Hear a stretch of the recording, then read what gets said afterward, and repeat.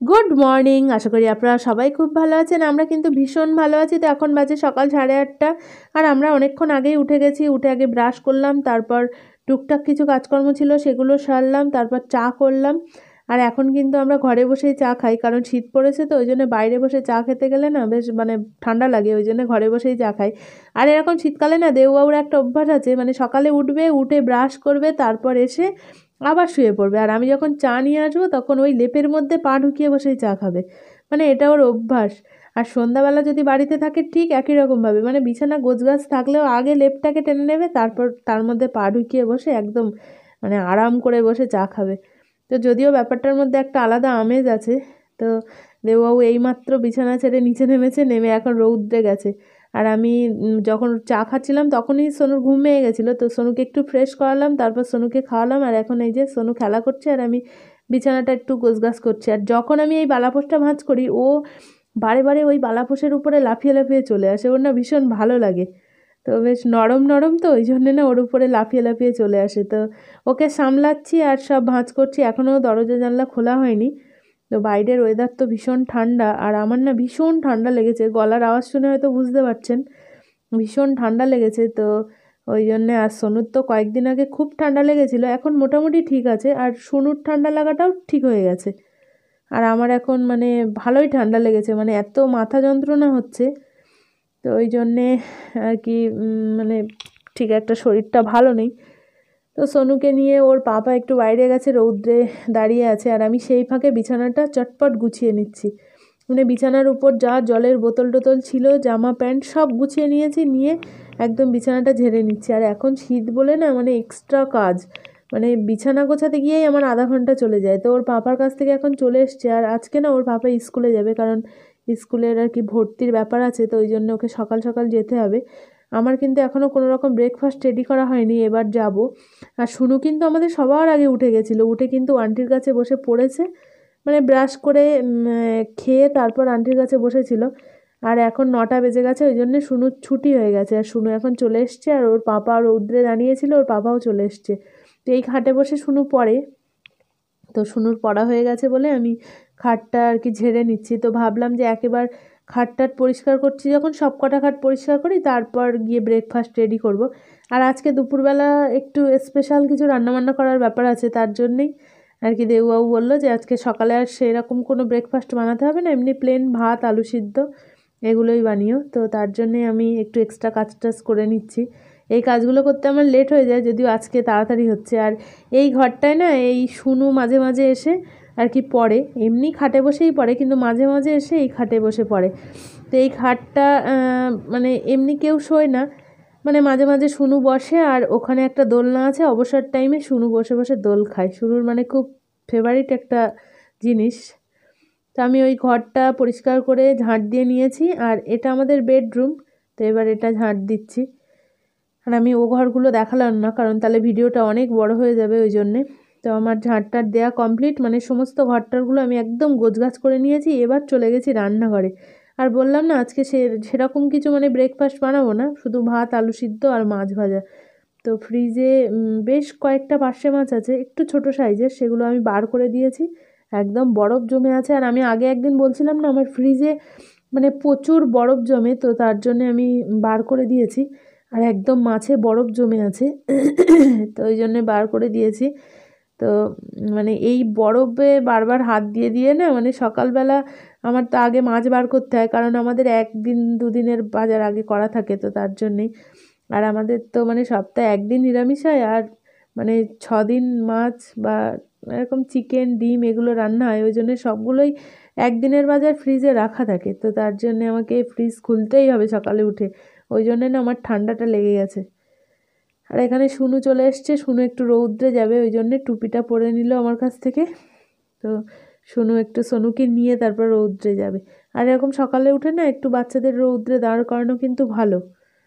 আর আমার তো মাথা যন্ত্রণা হচ্ছে এত, তো তার জন্যে আমি চাদর এখনও গায়ে দিয়ে আছি। তো এখন প্রায় 10টা বাজতে যায়, ওই জন্যে আমার আর কি ইন্ডাকশানে ভাত করেছিলাম, ভাত আলু সিদ্ধ, আর এখানে মাছটা তো ভেজে নিয়েছি। তো দেববাবুর জন্যে আর শুনুর জন্যে আর কি আমি থালায় বেড়ে নিচ্ছি, তো ওদেরকে খেতে দেবো। আর এদিকে সোনুরও কিন্তু খাওয়ার সময় হয়ে গেছে। আর এখানে না আমি যে সকালবেলা চা করেছিলাম, তারপর সুনু খেয়েছিল, সোনুকে খাইয়েছিলাম, সেই সব থালা বাসন টাসনগুলো ছিল, সেগুলো আমি চটপট মেজে নিলাম। আর আমার তো মানে প্রচুর থালা বাসন আছে। ওই যে কর্নারটা এক গামলা থালা বাসন ওখানে, মানে আমার রান্নাঘরের এই জায়গাটা না, মানে প্লিজ ইগনোর করবেন। তো ওখানে পুরো থালা বাসন ভর্তি।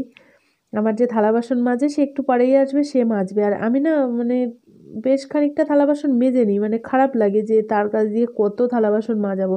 একটা সংসারে তো প্রচুর থালা বাসন দরকার হয়, আর বাচ্চা ছোট থাকলে না আরও একটু বেশি থালা বাসন আর কি লাগে, তো তার জন্যেই। আর দেবুবাবু কিন্তু এই মানে আমার বাড়ির পাশেই একজন আর কি চিকেন বিক্রি করে, মানে সেখানেই চিকেন কাটা হয়, তো সেখানে গিয়ে চিকেন এনেছে। তো আমি সেটা চটপট ধুয়ে নিলাম, নিয়ে আর কি লবণ আর একটুখানি লেবু রস মাখিয়ে আর কি রেখে দিয়েছি। অন্য কোনো মশলা এখনও তো রেডি করতে পারিনি, ওই জন্য মশলা মাখাইনি। আর এখানে এই যে সোনু মানে গোল গাড়িটার মধ্যে বসে আছে, আর আমি সবজি কাটছি, আর ওকে একটা বেড কভার পেতে দিয়েছি, ওর উপরে এই গাড়িটা রেখেছি, তো ও বারে বারে সেই মেজের উপরে চলে যাচ্ছে। আমি বসে সবজিটা কেটে নিচ্ছি, আর ও ওই গোল গাড়িটার মধ্যে তো বারান্দার এমাথা ওমাথা করছে। আর সুনু এখন একটু পড়তে বসবে, সুনুর তো ব্রেকফাস্ট হয়ে গেছে, এবার সুনু একটু পড়তে বসবে, আর দেবুবাবু চলে গেছে স্কুলে। আর এখানে আজকে দুপুরবেলা হবে ফ্রায়েড রাইস আর আর কি চিকেনের একটা পাতলা ঝোল, দেবুবাবু বললো সেই মতোই হবে। আর আমি এখানে সবজি কাটছি, সোনু এসে কিন্তু বারে বারে ডিস্টার্ব করছে, মানে ও প্রত্যেক দিনই কিন্তু এরকমই করে।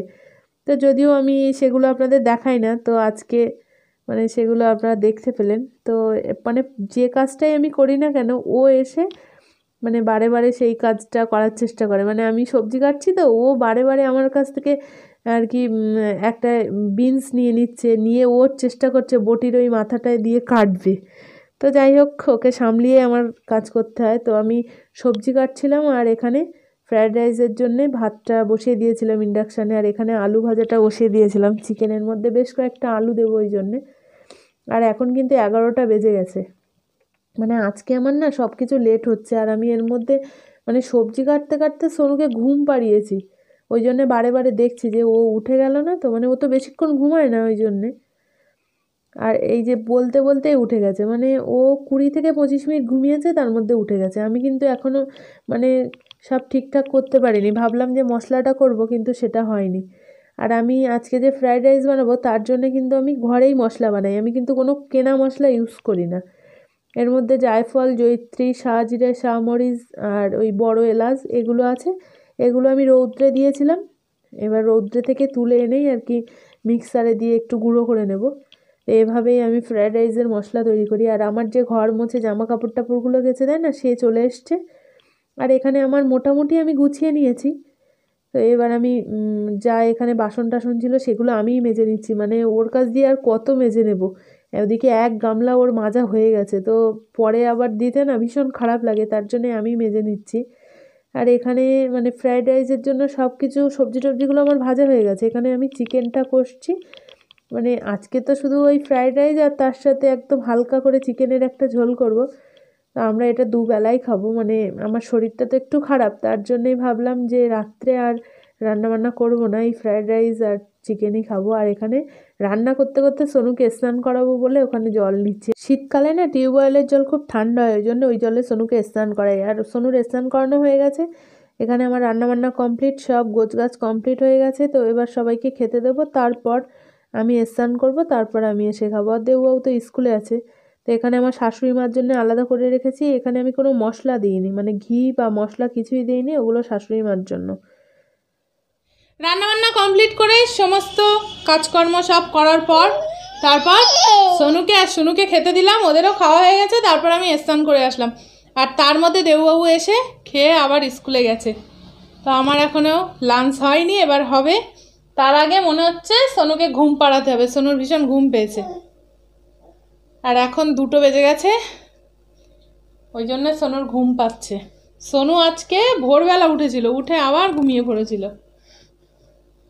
আর ভোরবেলা অনেকক্ষণ জেগেছিল, ওই জন্যে এখন ঘুম পাচ্ছে। তো দেখি সোনু কী করে, এখন যদি না ঘুমায় তাহলে এখন আমি লাঞ্চ করব, 2টো তো বেজেই গেছে। কি হলো? এদিকে তাকাচ্ছে না। আর শুনু এই যে বসে বসে এখন টিভি দেখছে, সোনু বসে বসে টিভি দেখছে, কিন্তু সোনু মনে হচ্ছে এখন ঘুমিয়ে পড়বে। বসো, এই যে সোনু, এই যে সোনু।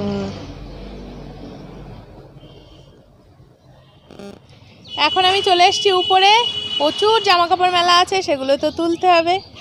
আর অন্যদিন না আমি একটু তাড়াতাড়ি আসি, মানে 3টে সাড়ে 3টের মধ্যেই হয়ে যায় জামা কাপড় তোলা, কিন্তু আজকে অনেকটাই লেট হয়ে গেছে, প্রায় 4:30 বাজতে যায়।